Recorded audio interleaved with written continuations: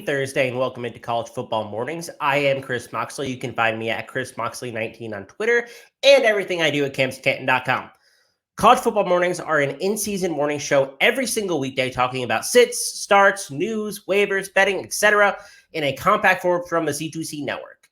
If you're watching this, make sure you're subscribed to our YouTube where we have content every morning like this show and have multiple weekly shows coming down the pipeline, including the official Camps Canton's recruiting podcast, Devy Debate, Bet on C2C, and a new show, Friday Night Lights, detailing high school player production each week.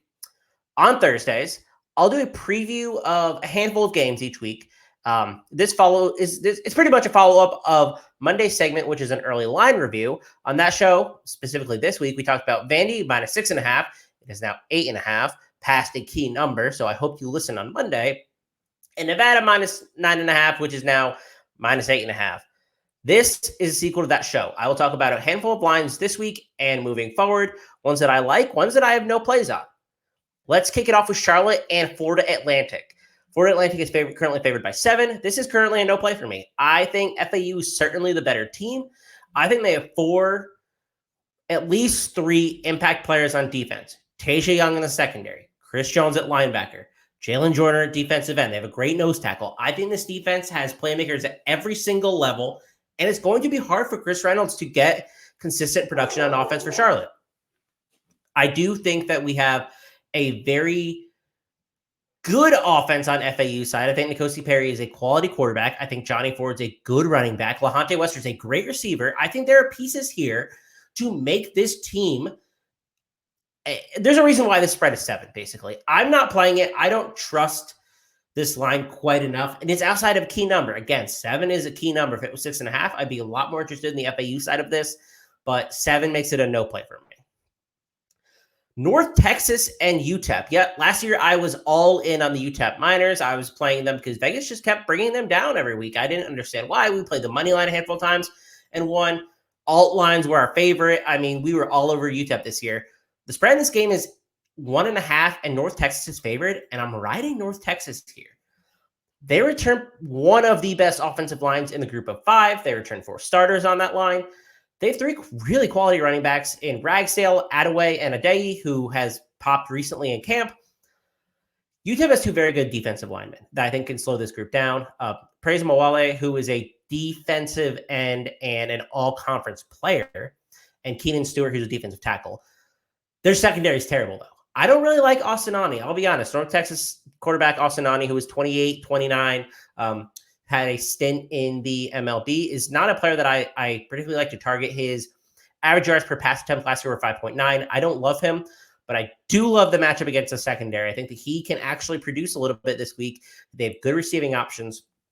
And I don't know what North Texas is going to, or I don't know how UTEP is going to be able to score a whole bunch this week.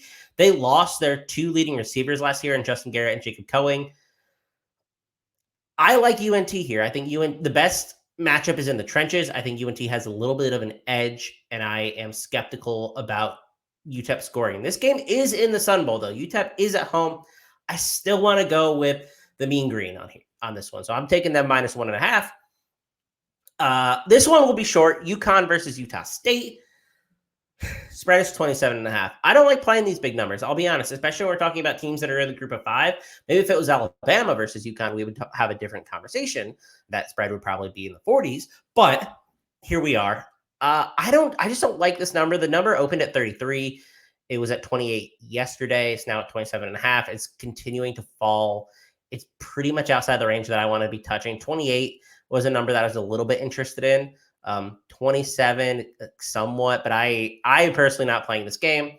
I do think Utah State is obviously the much better team. I think Jim Mora Jr. probably doesn't want to be embarrassed in his first game as UConn head coach, so I think he'll try to play it close. It makes it a no play for me. He wants to play it close. I don't know the talent to do so. We end up in that sort of where I think this spread's probably spot on. I think Vegas did a really good job setting this number, to be honest. Let's talk about 2 of our Power 5 matchups this weekend. And the only other 2 games that we actually currently have lines for, a lot of them, and you'll see this throughout the season when a FBS school plays an FCS school or even a D2 school. A lot of times Vegas doesn't set lines for that. They don't there's a lot of information on FCS, and I do think that there's a potential to be taken advantage of on Vegas that they don't want to risk.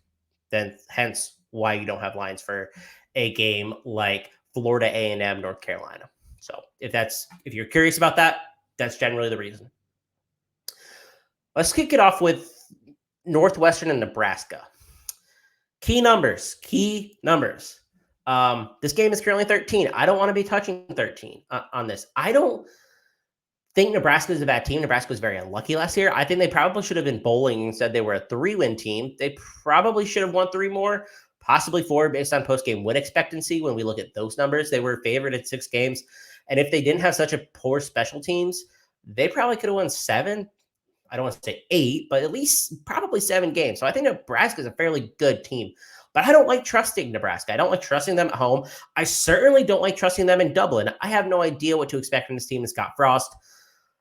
So I kind of want to stay away. But I don't think Northwestern is a very good team either. I think Northwestern's offensive line is excellent. I think Peter Skoronsky is awesome. And he was actually highlighted. His matchup versus defensive end Sean Mathis was highlighted in Barnabas's piece on the website. Check that out. It's the fight card piece. Really interesting research and kind of highlighting key matchups for different games throughout the schedule. A lot of offense versus defense, which I really appreciated. Great read. But I don't know how you can trust Northwestern to really score any points. I like their running backs. I think they have a good duo in Evan Hull and Cam Porter.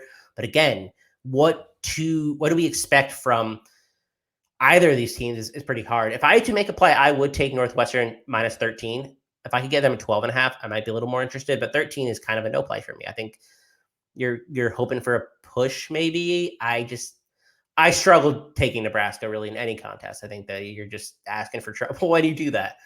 Let's talk Wyoming, Illinois, the last game that we'll cover, and then we'll get you out of here. The line of this game is currently 12. Illinois is home, and they are favored. It's, again, I wanted this at 10. It basically shot up the last couple days. It was 10 on Monday, but now it's 12. Some places it's even 12.5. On an aggregate, Wyoming is terrible. I think the Craig Ball era is coming to a close.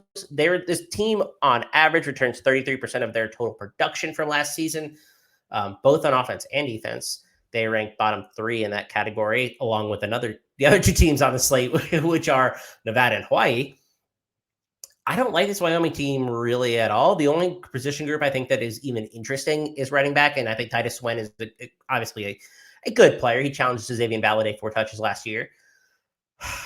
The run defense is terrible. The entire defense is terrible. They only returned 2 starters on defense. I think that Chase Brown and Josh McCray are going to feast on this Wyoming team. The problem is Illinois is a slow pace. They play slow. They're very defensive. Brett Bielema is a very defensive, safe coach. And so 12 is a tough number almost to get because the spread is 44. So that's a low spread as well. Game total is 44. That's a low game total as well. So it's really tough to kind of, I think you think that Illinois is going to win by almost 2 touchdowns. I mean, touchdown, 2 field goals, spread's 12. A touchdown, a field goal, and a safety, however you want to piece that math together. Illinois is clearly the better team. If it was another team, I think that you could feel a lot better about taking the 12, but I'm not touching the 12 currently. I think that you can. And if you want to play it, I would play it up to 12.5. Take Illinois, obviously, but I don't think you have to touch it really at all. So that'll wrap up our games. I actually covered all the ones with spread this week. I will not do that each week. If you want my take on all the games, go to campuscanton.com. Our NIL tier membership, which is $7.99 a month or $79.99 a year, gets you access to everything that I have. I have a spreadsheet where I pick every single pick, every single play, money line, total, anything funky that I do. Sometimes we do first half spreads, first half totals, or team total, stuff like that. All of that information will be available to you in a Google Doc. I will provide my reasoning behind it. All of this is available to the NIL tier of subscribers. Again, $7.99, $79.99. gets you betting access. It gets you all the other Campus Canton perks, like our tools, like our rankings, like our ADP. You also get access to the 3 guides that we produce every year. It's a really good value. And that's where you can find the rest of this content. So week 1 or week 0, obviously a little bit different because it's a smaller slate. Next week, I'll probably cover 5 games as well. We'll do the early lines. But for the rest of it, check out campuscanton.com. Make sure you're subscribed to our YouTube for when these shows come out. And let's win some money this weekend, fellas.